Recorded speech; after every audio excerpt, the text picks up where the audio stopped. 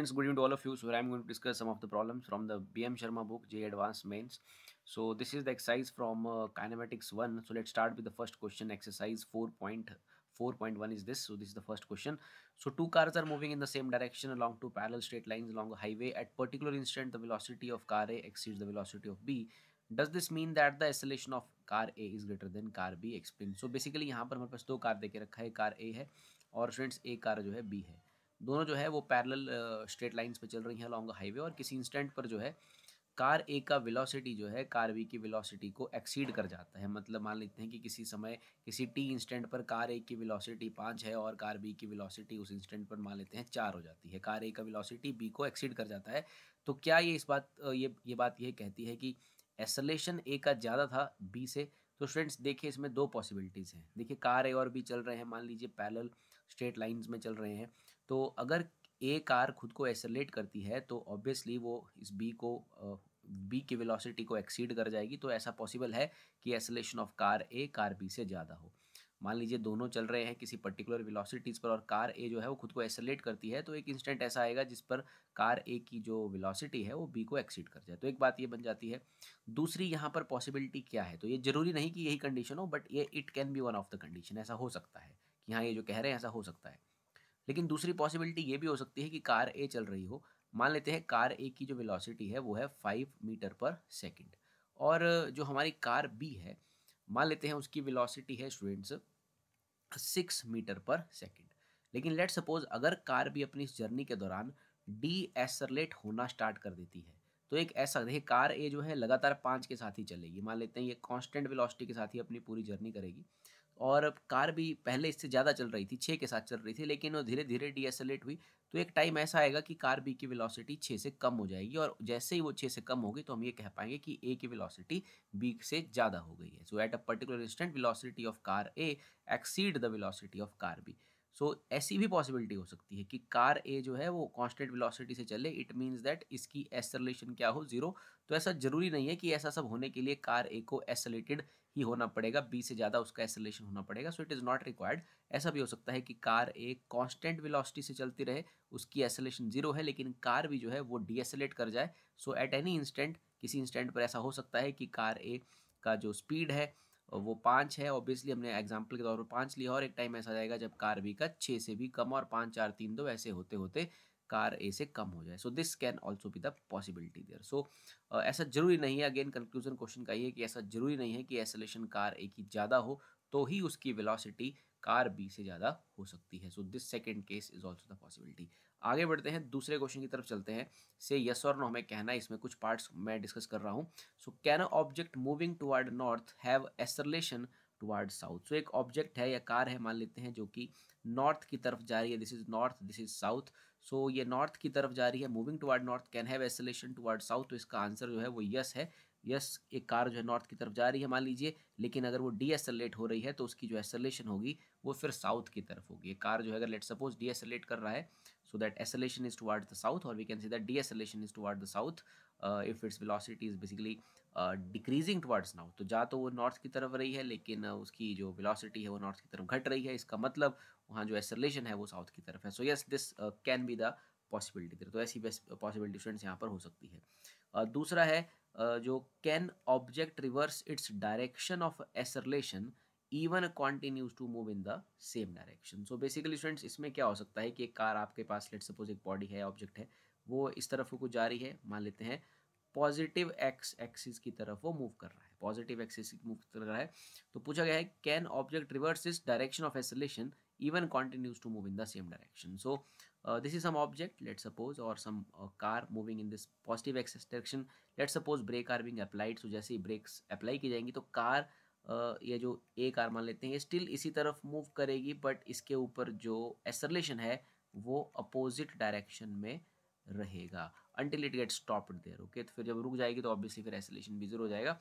So object reverse its direction of acceleration even continues to move in the same direction। So when a car moving in some particular direction, if it get decelerated, so its acceleration is basically opposite to its motion।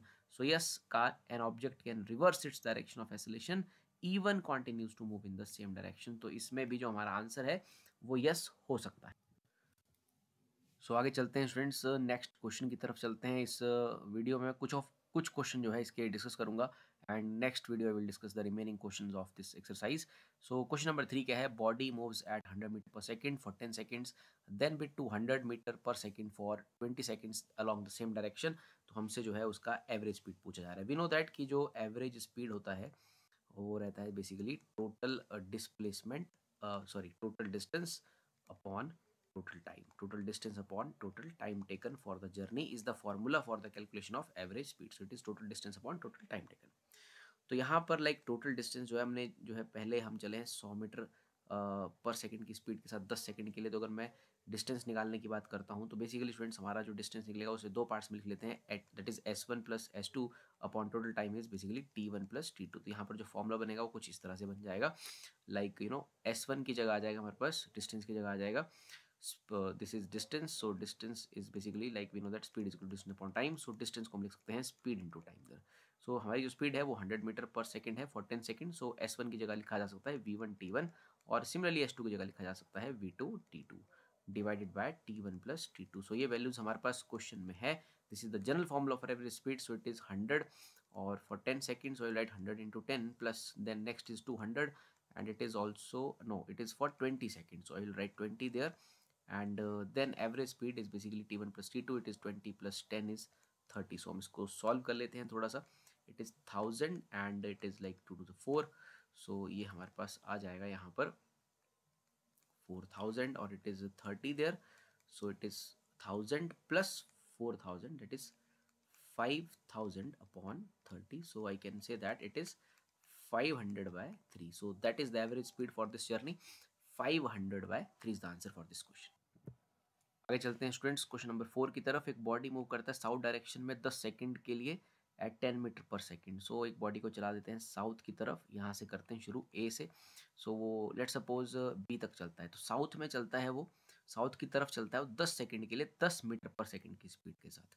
तो देखिए वो 10 second के लिए चल रहा है और उसकी स्पीड है 10 metre per second. So obviously वो जो डिस्टेंस कवर करेगा इन 10 सेकंड्स में वो करेगा 100 मीटर का, बिकॉज उसका स्पीड है 10 मीटर एक सेकंड में, तो 10 सेकंड में वो 100 चल पड़ेगा।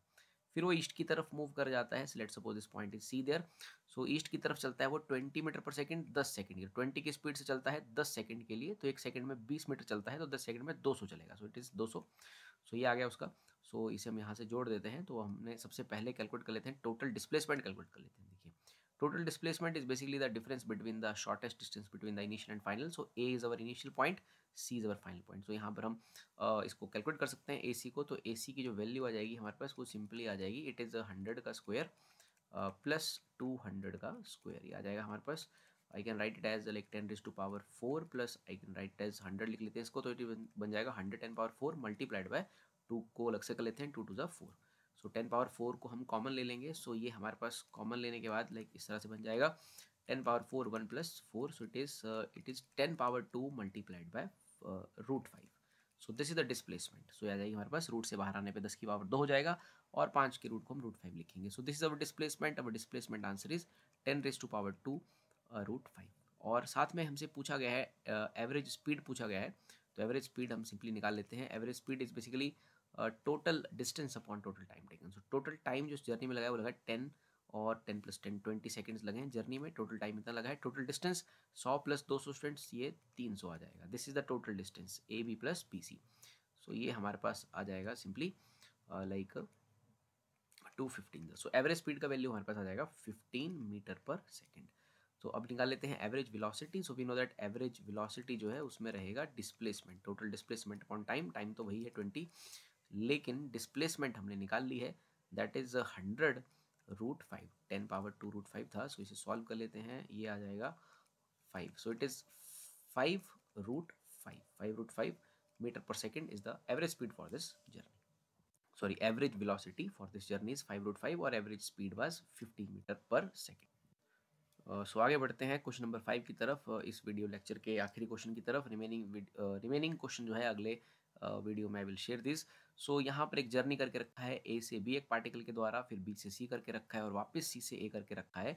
तो A से B में उसका स्पीड था S और B से C में उसका स्पीड था 2S और C से A में उसका स्पीड रहा है 3s। तो हमें एवरेज स्पीड पूछा जा रहा है। Again we know that average speed is basically the total distance upon total time taken. So जो टोटल डिस्टेंस ऑब्वियसली ए से शुरू करता है पे वापस आता है तो सरकमफ्रेंस के बराबर चलेगा। तो एवरेज जो अपना लाइक डिस्टेंस है वो मैं जानता हूँ, दैट इज 2πr। और नीचे आता है टाइम टेकन। सो अलग अलग पार्ट्स में जर्नी की है, 3 पार्ट्स में की है। मैं इसको T1 ले लेता हूँ, इसमें की हुई जर्नी को T2 ले लेता हूँ, इसको T3 लेता हूँ। सो it is like T1 plus T2 plus T3। तो मैं अब ये T1 T2 T3 को कैलकुलेट करूँगा फ्रेंड्स। टाइम का फॉर्मूला आ जाएगा basically like is you know that कि speed is equal to distance upon time. So time is distance upon speed. तो यहाँ से हम टाइम निकाल लेते हैं। This angle is obviously 90 degree A से बी। सो यहाँ पर जो आर्क बनेगी अपने पास ए बी, ऑब्वियसली आप देख रहे हैं ये सरकमफ्रेंस का जो हाफ है उसका भी हाफ है, ये ऑब्वियसली πr/2 है। सो टाइम जो इसमें लगेगा, टाइम का फॉर्मूला रहेगा डिस्टेंस अपॉन स्पीड। सो इसमें जो डिस्टेंस इसने कवर किया है वो किया है πr/2 और जो स्पीड रही है वो रही है s। So I can write it as πr/2 into S. बाकी आप ऐसे भी कर सकते हैं theta arc is equal to like theta is equal to arc upon radius. So that arc is basically theta means π/2 into R. So that is your arc and is πr/2 arc में आपका जो समय लगा है और आपकी जो like speed लगी है वो एस लगी है। ओके, सो टाइम का फॉर्मूला यहाँ से निकाल सकते हैं simply like students this is the distance और divided by like you know time is distance upon speed. यहाँ लिख लेता हूँ साइड में। सो स्पीड इस जर्नी के लिए ए से बी की जर्नी के लिए एस थी, तो टाइम 1 आ गया πr/2s। उसको नोट कर लेते हैं। Similarly we can get the answer for T2। सो ये बेसिकली 120 डिग्री है। 120 degree we know that it is basically 2π/3, 2π/3। और इसको करने में जो स्पीड लगी है वो लगी है 2s। तो इसका जो T2 का वैल्यू आ जाएगा वो आ जाएगा 2π। Okay, this angle was previously it was π/2, now it is 2π/3 और मल्टीप्लाइड विद r करना है हमें। और स्पीड जो है इस जर्नी के लिए रही है अपने पास 2s। फिर T3 बची हुई जर्नी कर लेते हैं। तो ये 90 है, 120 है, सो ये बन जाएगा हमारे पास 210। सो बचा हुआ एंगल बच जाएगा हमारे पास 150। So 150 degree. सो 150 डिग्री को we can write it as 5π/6। तो ये जो C से A की जर्नी है उसमें जो समय लगा है दैट इज T3। सो इसकी जो वैल्यू रहेगी it is written as 5π/6 into R. I hope आप ये समझ पा रहे हैं कि मैं कैसे लिख रहा हूँ।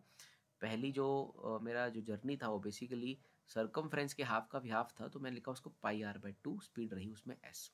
तो एंगल की टर्म्स में theta is equal to arc upon radius से भी आप इसे लिख सकते हो like arc is basically π/2, theta is π/2 and this is your R. So radius की वैल्यू आप लिख लेंगे π/2 इंटू आर। फिर जब आप फॉर्मूले में पुट करेंगे तो πr/2 आपकी डिस्टेंस है और उसको आपने डिवाइड करना है स्पीड एस के साथ। सिमिलरली अदर केसेस में भी मैंने T2 की कैलकुलेशन करके रखी है। T2 में ये जो आर्क की वैल्यू बन रही है अपनी B से C तक, ये बन रही है 2π/3 इंटू आर। फिर इसकी स्पीड से डिवाइड जब किया तो स्पीड 2s थी। सिमिलरली हमने यहाँ भी ऐसा ही किया। So it is 5π/6 into R और इसमें जो स्पीड लगी है वो लगी है रही है 3s। सो T1 T2 T3 की वैल्यू हमारे पास स्टूडेंट्स आ चुकी है। हम T1 T2 T3 को सॉल्व कर लेते हैं।